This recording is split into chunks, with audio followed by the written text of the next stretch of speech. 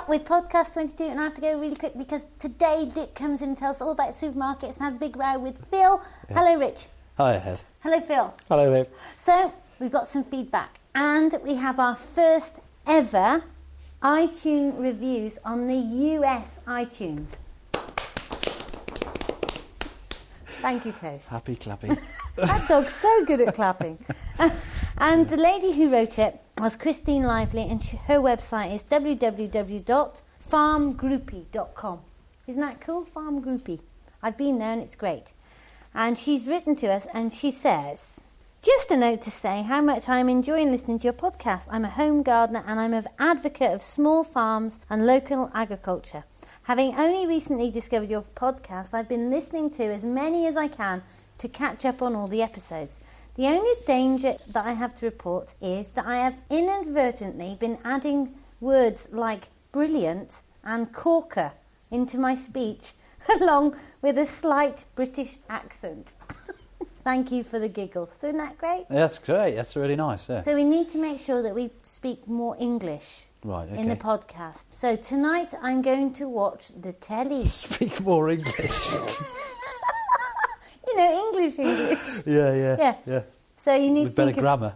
Did her? Yeah. And so last night I was on the Wompo. Did. Wompo. Anyway, more feedback. So here's our latest review from Adam Beaumont on the English iTunes. Richard's going to read it out. To all the guys at Wiggly Wigglers, thank you for what you do. It is a refreshing change to come across a group of people who are really, really interesting. No, it doesn't say that. Interested, rather, in what they exactly in what they do for a living. No, it doesn't say you're interesting. Freudian slip, you're fine. This is obviously much more than just a job to you, as you are willing to put so much time and effort into giving us something of such high quality for free. The podcasts are always fun, enjoyable and informative. Thank you. So here's a poem from Adam. There was a young lady called Heather whose podcasts are ever so clever. She loves all things wiggly and is ever so giggly. What an amazingly raucous endeavour. That's really clever, isn't it? It's really good. She's not young, though. I was tasting to her. You what? Give me that paper. I just need some anti-aging cream again. Okay, moving on. I think we're interesting, Rich, anyway. I don't. I think it's really boring. I said to you... That's it now. Yeah, but you're a bit thorny today, aren't you? I've noticed that. I said to him, because you'll hear Richard's song thrush tape at some point. Might be this week, might not be. But I said, I really enjoyed walking up round the wood yesterday morning without you telling me all about it. Yeah. Sometimes you just don't want to know, do you? Same thing. Yeah. Okay, so here we are with the competition results. And the Latin name for a robin is? Latin name for a robin is Erythacus rubecula. Thank you, Richard. No problem. And the winner is Thom. Well, it could be Tom, but it's got a H in it. Yeah, interesting, wasn't it? But it's Thom Flaxman. Congratulations. The book, How to Be a Bad Bird Watcher, will wing its way to you, and I shall be emailing you. But in the meantime, we've got a little tiny bit of feedback about robins. It says, this is from Mary Sanders. Besides singing, the robin also gives out an alarm call. The book describes it as a thin see and a repeated tick. I often hear this tick, tick, tick when I walk out into my garden. My resident robin is treating me as an intruder into his territory. One year, a pair of robins made a nest in my garden shed and raised one youngster. I enjoy listening to your podcast. It provides huge contrast to my city life and the problems of my tiny London garden. If robins are territorial, why do I get 3 males in the garden? Could the big cheeky one be the father of 2 slimmer adolescents? Or is my Wiggly Wiggler seed so plentiful that they've given up their territorial ways? Are they territorial in the spring? Are they all 3 there in the springtime? And how does she know that they're all male? Hiya, Richard. I'll be honest and admit to having to do a little bit of research on this week's contest. What I found was not 1 but 2 separate terms, one for the North American variety and one for the European. The North American robin is known as the Turdus migratorius. sounds like something the cast of Monty Python would have come up with. And the European robin is known, as we all know, as Erythacus rubecula. So there you are. Please enter my name into the contest, and that's from Kevin Arnold. And he's in Ottawa, Canada, where the only robin we would see at this time of year would be a frozen one. You've been chatting with him, haven't you, over the email? Yeah, well, we just emailed him back to say that I was impressed by the House of Parliament in Ottawa. It's got those fantastic copper roofs, all green copper roofs, beautiful. Excellent. So we must get on. I'm pleased to welcome to our sofa Dick Barker. And I was trying to think of ways of introducing Dick, and the list got really, really long. So, hello, Dick. Hi. Briefly, Dick actually asked me to do my first ever school talk on worms because he was headmaster of Homer Primary School. And I went, and although the talk on worms was fine, the most exciting thing was that he had set up Herefordshire's first and biggest steel band. But even better than that, it was in the swimming pool. And he took me in there with all these kids, and he just filled the air with steel pan whacking sounds. It was great, wasn't it, Dick? Yeah. What else? He's an expert clay shooter. I know he is, because Phil was in his club.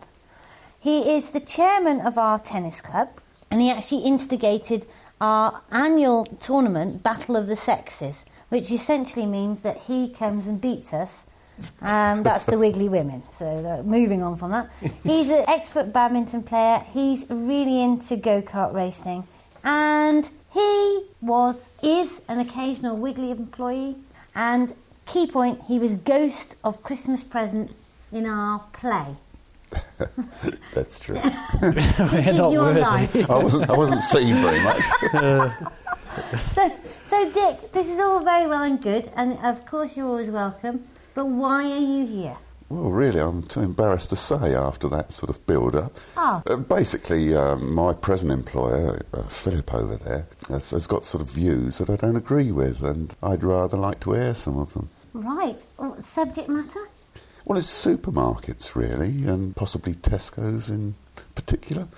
I think Dick's referring to one of the podcasts we did earlier in the year, Rich, Yeah. where our farmer friend here, Farmer Phil, was talking about how market forces was the important thing and supermarkets were the middleman.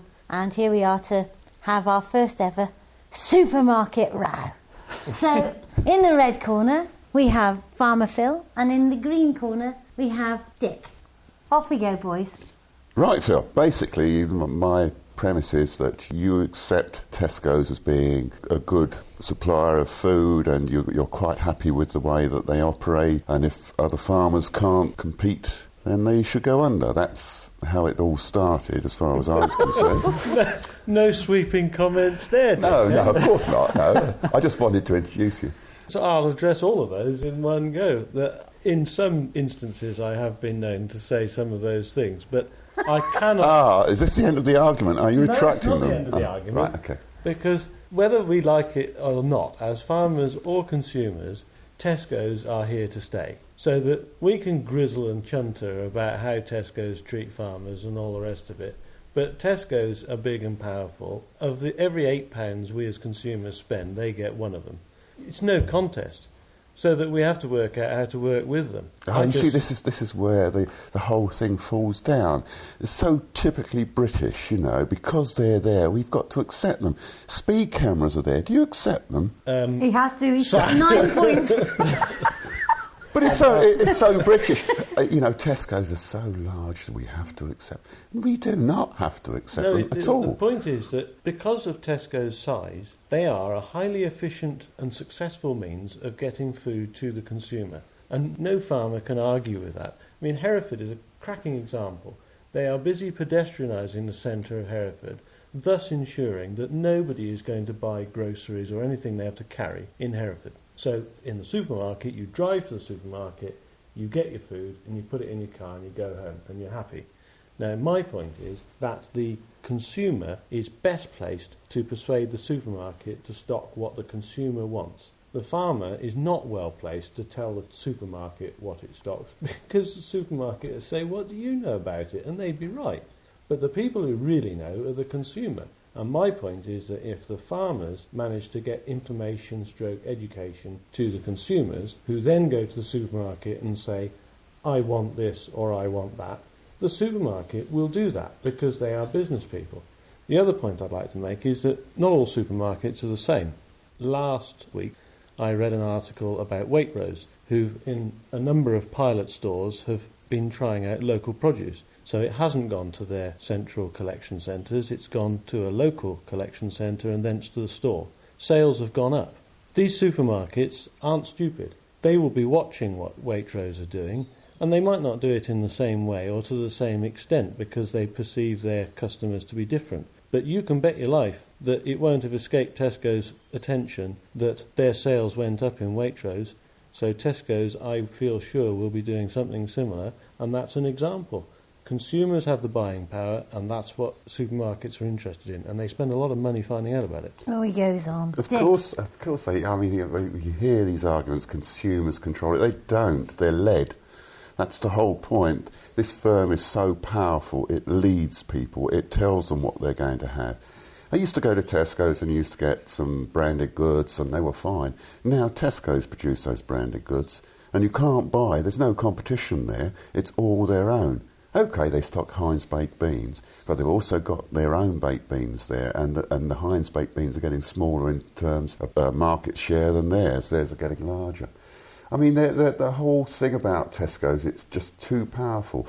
All these small shops we've looked at, sort of town centres, how they're reducing in size simply because shops can't compete with the supermarkets. And all they're ending up with is charity shops and phone shops in a town centre. The whole community is going. And this is what's dangerous about these big things. We are paying too little money for our food. Our food is too cheap. If you look at the percentage of what's spent on of your earnings on food now, it's much, much smaller than it was 10, 15 years ago. But, having said that, people are beginning to realise now that quality matters. So, if you can get local produce, which tastes far better than stuff that's imported from abroad, then people will go for it. And this is why Tesco's have come out with their finest range and things like that. They're trying to sort of tempt the top end of the market and keep them in the store. But that precisely demonstrates my point. I couldn't agree more that the success of the supermarkets has led to the demise of your high street shops, your grocers and so on. And I think that you're right, that our town centres are becoming a dose of charity shops and that's it. I don't think that that's necessarily part of this argument, but the example of Tesco's finest range is a response to the fact that the consumers are not heading towards the Tesco's value range, that they want value for money and they want quality. And that's one of the things that Tesco's have done to get it. My argument is that that is the start of an education process of the consumer. The consumer has the power. The consumer can change it. Ping! End of round one. While we have the break, we need a small customer survey. Phil, where do you buy your milk from? The local milkman, Matthews. Dick, where do you buy your milk from? Tesco's. Phil, where do you buy your meat from? It varies, but mostly it comes in. At the moment we have beef from our next door neighbour, homegrown, home-slaughtered beef, or otherwise we've got a farm shop a couple of miles away where we get it from. Dick, where do you buy your meat from? Powell's in Hereford. Phil, where do you buy your veggies from? He won't know, it's Locke's garage. Well, some I knew he wouldn't know. Well, I was going to say that John Powell grows some of them for us, and Absolutely. we grow our own. Dick, where do you buy your veggies from? Tesco's. Phil, where do you buy your chicken from? Chicken is an awkward subject because chickens are variable, but I would have to say that I buy chicken wherever we can, but only under the strict criteria that it comes from a reputable source. Free range. Free range and not intensively produced. Dick, where do you buy your chicken from? Tesco's. Dick, I understand you bought chicken in boiling a bag.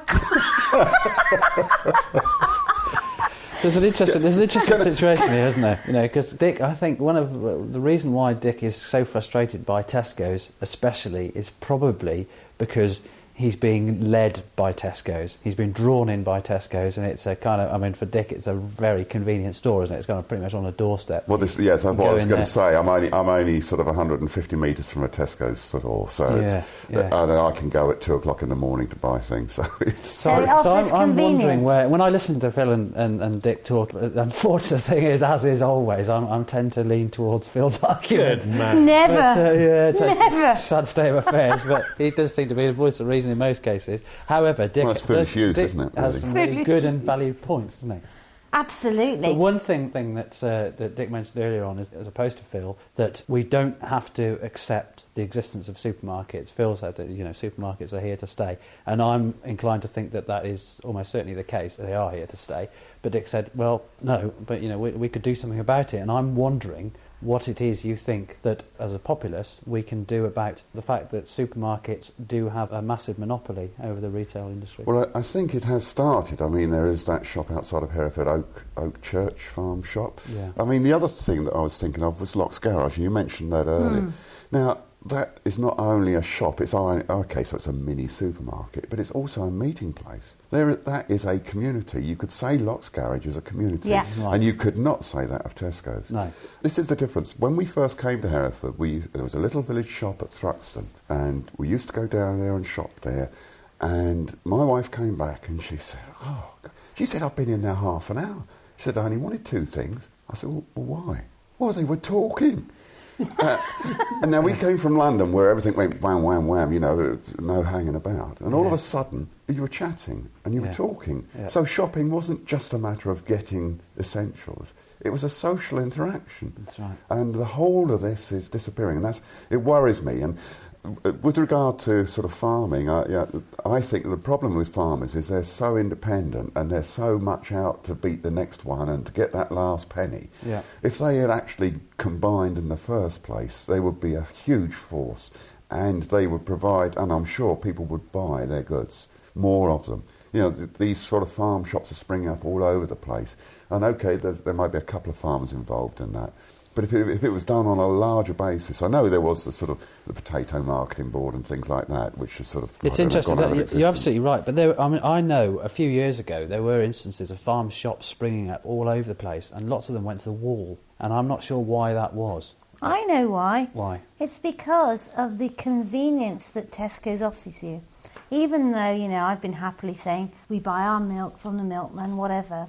The night before last, I did my shopping online at 10:30 at night. And I mean for the things like, cleaning materials and yoghurt, that sort of thing. Yeah. And it came at 11 o'clock the next morning.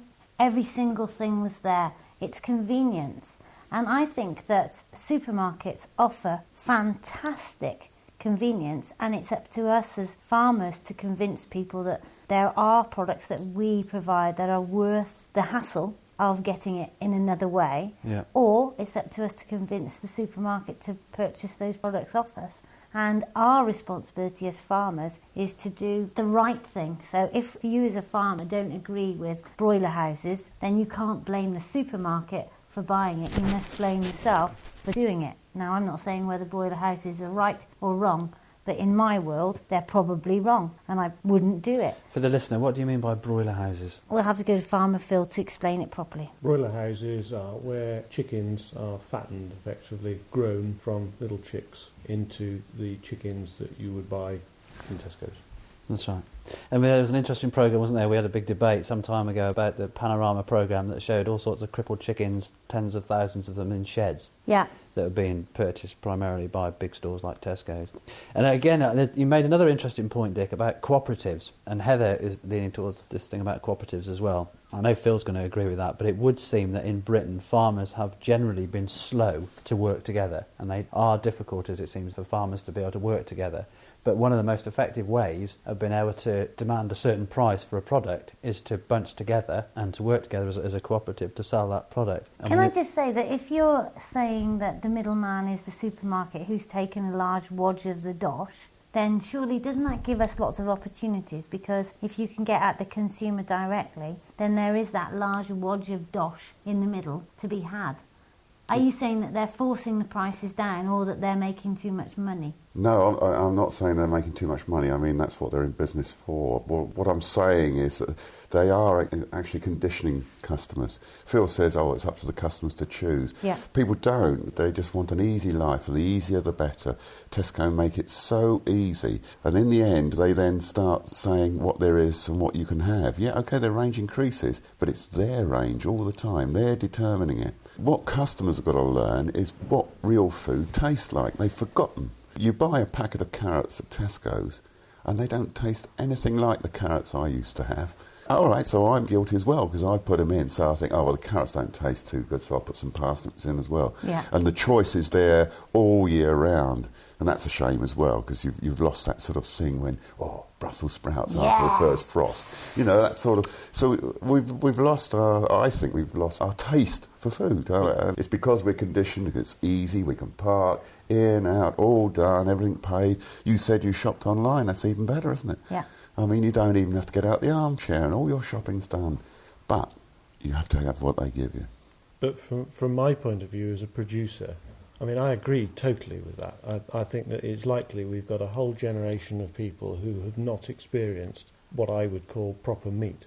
But I am also of the opinion that it's utterly pointless me telling the supermarket that they should hang their beef for a week longer. They know that, but they've just attributed a cost to it. They know they can sell it, so they do. But if the consumer goes to them and either votes with their feet and says, I'm not buying that beef, I don't like it, because I've managed to taste some that's nice, that education process is the farmer's job. It's our job to try and make the consumer aware of what's possible. And equally, as you'll hear farmers saying that dealing with the supermarkets is a nightmare. But they still do it. And the reason they still do it is for the same reason that you're talking about people will still buy from the supermarket. It's actually easy to deal with the supermarkets. It's difficult to set up your farm shop. It's difficult to market your goods directly. But the rewards are there. So that whilst farmers will say Tesco's are a complete pain to deal with and they do this, that and the other and they don't pay us enough, they still deal with them. Yeah, but the rewards aren't there, you see. That's exactly what I'm saying. Tesco's can determine what you grow, what type of potato. They want them all the same. There's no scab on and things like that. Potatoes aren't like that. Potatoes grow in all sizes. So you're getting ridiculous amounts for your produce. Your margins are so fine, you can only do it by cultivating large areas and economies of scale and things like that where the small farmer's going under all the time. You know, it's just they're determining it all the time. They'll tell you what potato you're going to grow because that's all the only one they're going to buy. He has got a really good point because I went to our parish plan meeting on Wednesday night and I met up with Clivedale, who incidentally was Scrooge. And I said to him... what you're going to say then. I said to him, tell me about your beef, Clive. He said, I have store cattle, so he brings them in and then he fattens them. I said, how do you do that? He said, well, I do it on grass, but I mostly do it on cereals now. And I said, why? And he said, well, because the supermarket wants yellow fat now instead of white. And I said, well, what difference will that make? He said, none. I said, where do you buy your beef from? He said, Tesco's. I said, if you wanted the best tasting beef, how would you fatten it? And he said, I think I'd fatten it on grass, and I think I'd make sure it was hung for a week longer. But people don't want that. That's but crazy, isn't my it? point is, who is the person or people who are best placed to try and persuade Tesco's to conform? I don't believe it's the farmers. Well, it would if they got together and were strong enough to resist Tesco's. They're not at the moment. I mean, if Tesco's have a buy one, get one free... Bog off. Yeah, bog off. That's right. I understand, and I might not be right, but I understand that in fact the supplier has to pay part of that. That's true.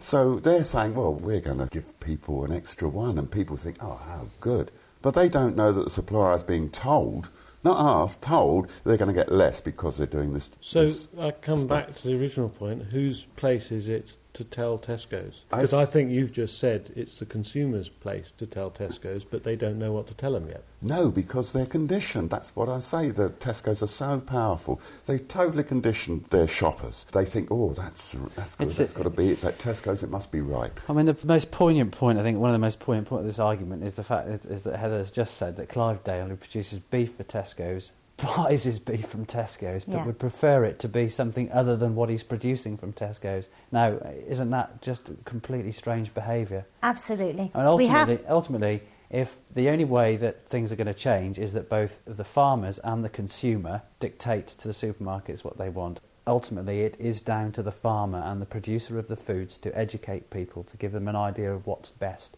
and what's flavoured. Personally, there's no way I would buy meat and vegetables from a supermarket.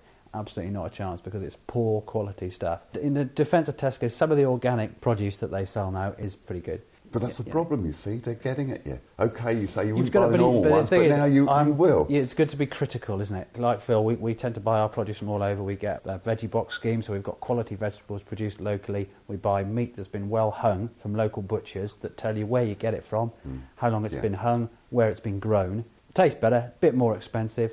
But again, you see, that's one of the main reasons why people will go to the supermarkets, is because food is cheap, and it is much too cheap. Ding!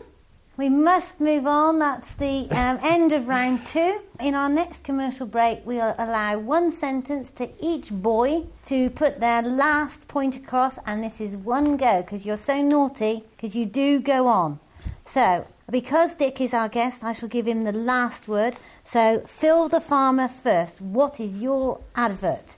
We as farmers are responsible for educating and informing the consumers of the quality of our produce, and they will then perceive value for money, and indeed they'll get value for money, and they can afford to pay a little bit more for proper, well-prepared food. Thank you, but I think you could have added a bit of razzmatazz and possibly music to that.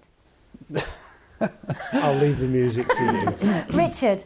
I think it's down to all of us. It's down to all of us. We need to be proactive rather than reactive. If we want to make a difference to the quality of food that we're able to get, then we need to make a firm stand. And we need to make an effort to source our food appropriately. Oh, that was a cutting stab in the back for you there, Dick. Not at all. I agree with both of those. I do think that food is too cheap, that people have got to be prepared to pay more. And I think if they actually tried real food, you know, proper carrots and proper potatoes, the taste is so different. They've got to make the effort. And once they do, once they taste it, I think they won't go back. Wow. So we all agree. Supermarket row now. We haven't given this supermarket any chance to reply, and there's a million issues that are in the air at this moment. For example, I know there are tons of working mums who their job depends on Tesco's. They've got hours of flexibility. There's all sorts of other issues. So if you work at Tesco's or whatever supermarket it is, and you want to put your argument to this panel of reprobates, then email richard@wigglywigglers.co.uk, or if you want to sort of unbiased email, wiggly@wigglywigglers.co.uk, and I can assure you that I will pass on all those responses to Dick, Phil the farmer and Richard. So if you're up for a bit of a rant, love, get in touch. And you could send an audio file. We're right up for audio files, aren't we, Michael? He nods.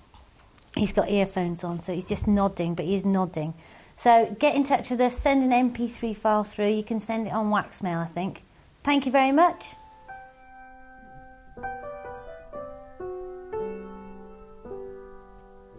The other night, Rich, because as you know, observation is quite important when you're looking at wildlife and things like that. And Heather was sat at my computer, which is in front of the window, looking out, and in the floodlight on the lawn, not 20 feet from her, was a badger busily hoovering up any birdseed that had fallen off one of the bird feeders. Right. And Heather hadn't seen it, and it was great. And actually, a couple of nights before, I let Toast out, and she chased it into the honeysuckle, which I don't think did the honeysuckle very much good, but the badger was fine. Yeah. He obviously wasn't too fussed, because he came back 2 nights later. So now you're saying that I look old and I'm blind? Possibly. Is that right, is it? It's just a Heather bashing moment, isn't it? It's outrageous. You said we were boring. Well, you are. I don't think it's boring calling you old and blind. I think it's dangerous. It's very risky. Old and blind. We'll get straight over to the youngest member of the Gorringe household, who certainly isn't old and certainly isn't blind, and somehow last week managed to get his first ever guitar solo played to 1,200 people. And he said to me, "Well, Mum, is that more than comes to the village hall?" And I said, as the maximum capacity of the village hall is 120, indeed it is. Monty. The Wiggly Wormcast podcast by Monty. A weekly fact on worms. A garden worm, Lumbricus terrestris, lives between 862 days to 887 days. That's up to 6 years old. Thanks, Monty. Good job. Well, that's it then. We've come to the end of another exciting episode, another Wiggly Podcast. And we've enjoyed ourselves today, haven't we? That's some really good debate. Bit of a row on. Yeah, hopefully that'll give people some food for thought. Is that a forward plan? to it. I think it might have been, yeah. And we look forward to some responses. And you reckon you're interested? Yeah. Set your face. That's it. And the Latin name for a robin is? Latin name for a robin is... Oh, God, how do you pronounce that? That's why I gave it you.